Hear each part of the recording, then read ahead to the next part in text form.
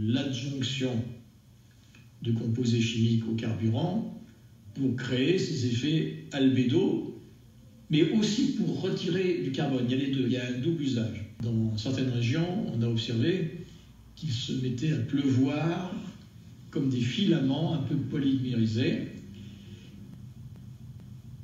Dans les traînées, vous avez aussi ce phénomène. Dans des conditions qui vont permettre à l'eau de se polymériser.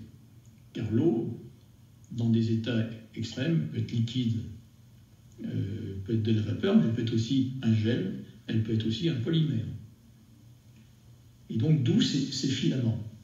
Et donc ces filaments chutent au sol avec un contenu en carbone qui est supérieur à la normale. Donc c'est aussi un moyen de retirer du carbone à l'atmosphère.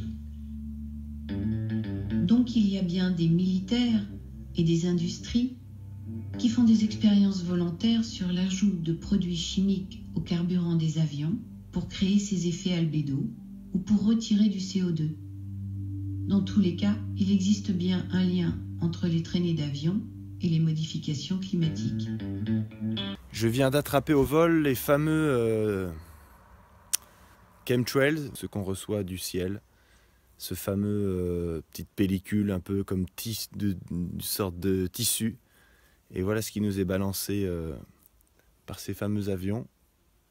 Et là j'en ai vu un en direct qui descendait là. Donc c'est pas une toile d'araignée, hein. Voilà. Bourré de produits chimiques sans doute. Voilà ce qui tombe de ces fameux chemtrails. Il vient juste de tomber du ciel. Voilà ce qu'on nous balance de là-haut. Ça, j'aimerais vraiment bien le faire analyser parce que c'est abusé. Il y en a plein qui retombent. Donc ils ont balancé à fond ce matin et là les retombées ne sont que maintenant. Et ça aussi là. Hop là. Hop là. Voilà. Est-ce que les gens quand même se posent des questions Est-ce qu'ils remarquent, se disent quand même c'est bizarre ces filaments qui tombent du ciel, c'est nouveau, qu'est-ce qui se passe? Il neige? Aujourd'hui 25 octobre 2017. Aujourd'hui ils annonçaient une journée où il allait faire très beau. Il va faire très beau, c'est chaud, 22 degrés normalement.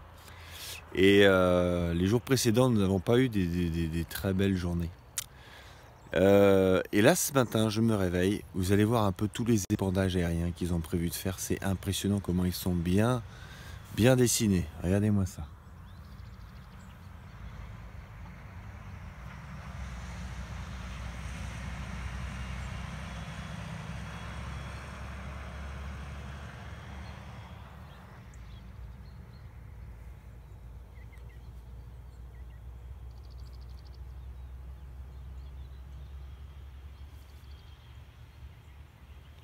Et là donc avec la rosée du matin, on peut même voir les filaments, les dépôts de ces fameux épandages aériens, chemtrails, dans les champs.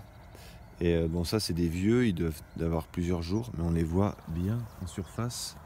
Si je fais un plan là comme ça, on voit les filaments en fait. Donc il y en a partout dans les champs, quoi. Là on voit partout.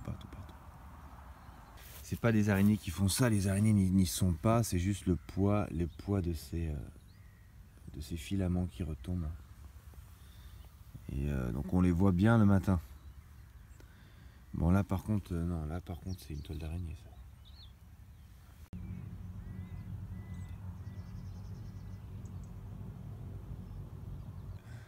Sans déconner. Et personne se pose des questions et on nous dit que c'est la condensation. Non mais faut arrêter, faut arrêter.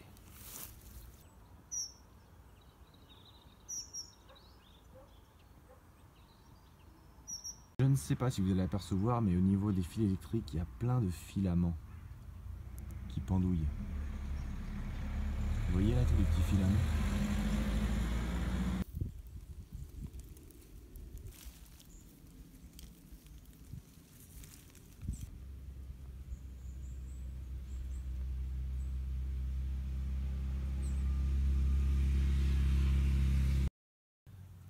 Voilà les épandages aériens. Vous voyez un peu tout ça? Hop.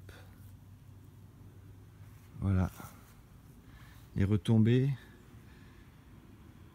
de ces épandages.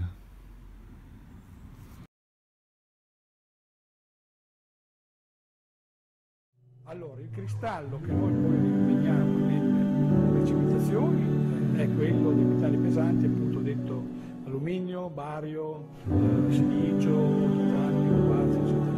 Il vettore è probabilmente questo polimero.